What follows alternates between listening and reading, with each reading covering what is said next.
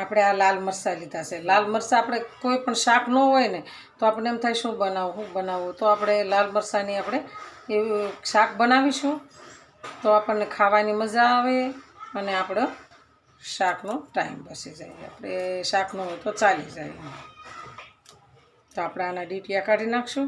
એકદમ સરસ કડક લાલ મરચાં છે. આ ડીટીયાનો ભાગ આપણે કાઢી નાખીશું. આપણે એ રીતના પાડિયા કરી નાખશું અને ઘરમાં બધાને ખાવાની મજા આવે અને એમ કે ઓહો ફરી વાર આપણે બનાવજો એવું આપણે શાક બનાવવાનું છે. તો આપણે આ બિયાનો ભાગ આપણે કાઢી દઈશું. હવે આપણે આવા સોરસ ટુકડા કરવાના છે. સરખા બનાવીશું. મોટા ભાગ હોય એને આપણે ટુકડા સરસ થઈ ગયા છે.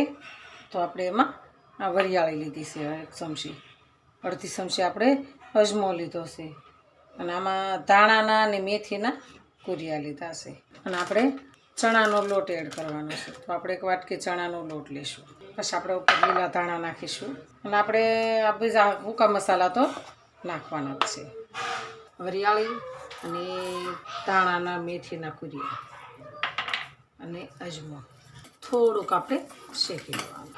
આપણે શેકી લીધો, સ્મેલ આવવા મળી છે સરસ. ઉતારી લેવાનું છે.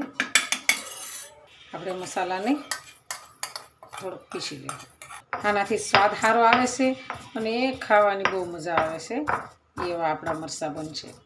આપણે એટલો જ ચણાનો લોટ લઈશું અને આપણે થોડોક શેકી લેવાનો છે. આપણે એમાં ચણાનો લોટ નાખી અને ધીમા ગેસે આપણે થોડોક કચરો શેકવાનો છે. કલર ચેન્જ થઈ ગયો છે. આપણે આને નીચે ઉતારી લઈશું. આપણે એક લોહી મૂકીશું. ગેસ ચાલુ કરીશું. એમાં આપણે 2 પાવડા તેલ એડ કરીશું.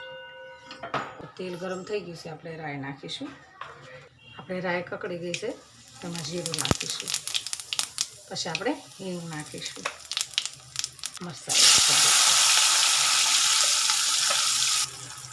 આવી વરસાદની ઋતુ હોય અને આવી આપણને સરસ ચટણી ખાવા મળી જાય તો કેવી મજા આવે. હવે આપણે આ જે અજમો, વરિયાળી ને